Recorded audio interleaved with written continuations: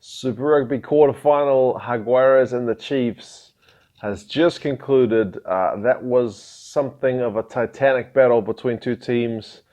There wasn't a lot between them. Both these teams kind of finished the end of the regular season pretty strong, and it showed in the final. I mean, I guess there were aspects to both teams' games that certainly could have used improvement. Neither team was flawless, but yeah, both the teams were at each other, and the lead swung back and forth. It wasn't one that kind of ran away. It was kind of like last night's game against the Crusaders, except that was only one half of it. This was for pretty much the whole game. So yeah, it was a pretty entertaining game, kind of what you want at playoff time. It started pretty quickly. Matera, before even the first minute was up, he went over for a try. The Chiefs, on receipt of that kickoff, had a loose carry. Jaguares pounced on the ball, and a few phases later went over for a try. They missed the conversion, but it was 5-zip to the Jaguares. The Chiefs lost their first line out, and I made note of that, not knowing how important that would be throughout the game, because that was the first of many lineouts that the Chiefs failed to secure off their own ball. Stevenson, to be fair, though, did go close on about 12 minutes in the corner. He was just in touch, but the Chiefs at that point were looking pretty dangerous. But 20 minutes, Bonisia kicks a penalty, makes it 8-0.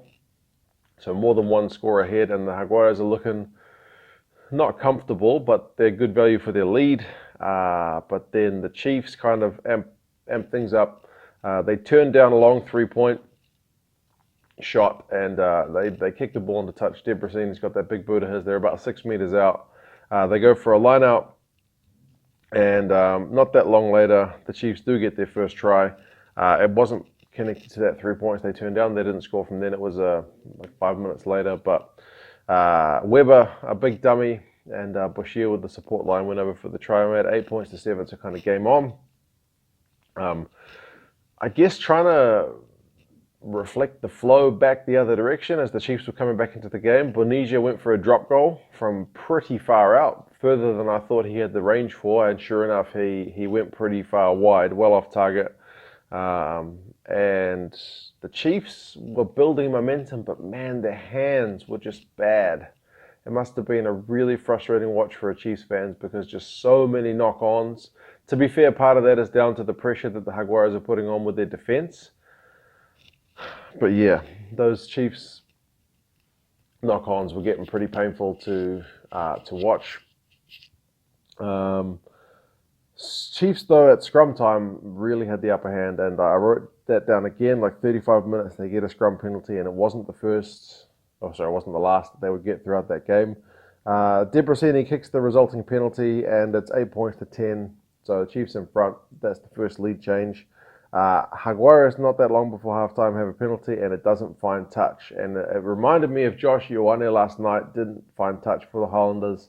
And that wasn't the moment, but it was a moment that kind of added up where things kind of went to custard a bit.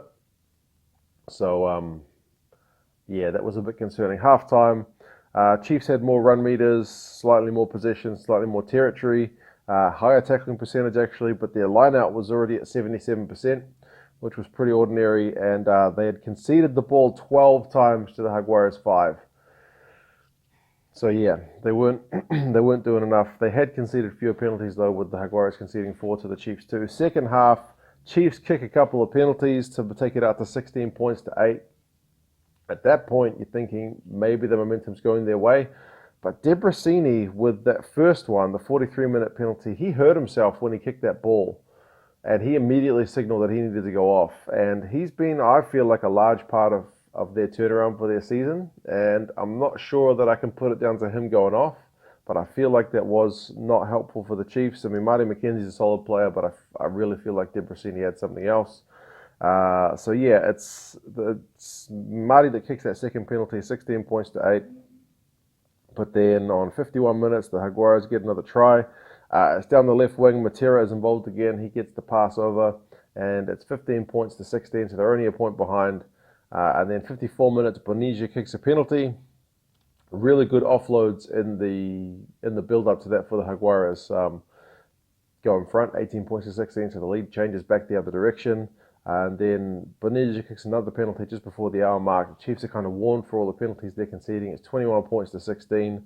That was the last of the scoring, but there were still like things happening. Obviously, there's 20 minutes left.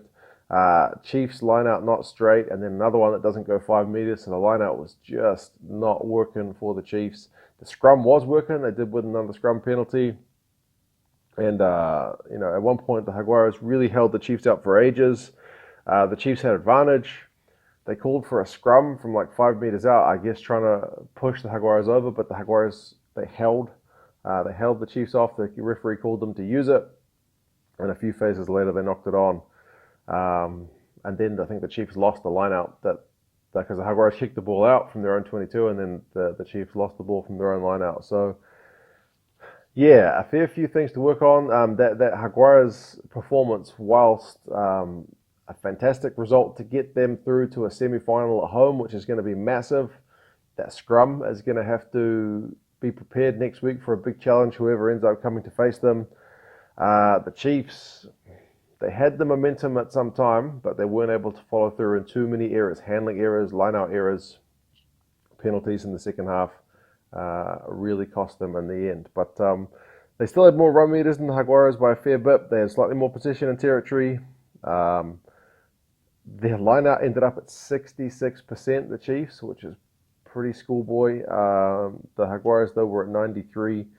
Turnovers conceded 18 to the Chiefs, only 9 for the Jaguares, so a big difference there. Tackling percentages were both in the 80s. Jaguares made 101 to the Chiefs, I think 89. Penalties conceded was 10 to 9, so pretty even at the end of the game.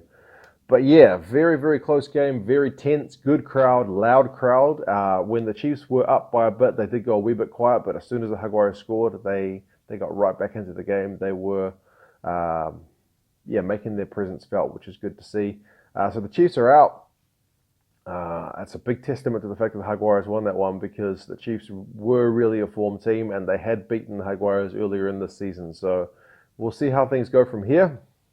What did you guys think of the game? Key moments. How did you think the substitution of Debrasini impacted the Chiefs? Did you think that was a big moment? Can you see the Jaguares progressing further in this comp? You guys let me know your thoughts, and I'll talk to you again soon. See you later.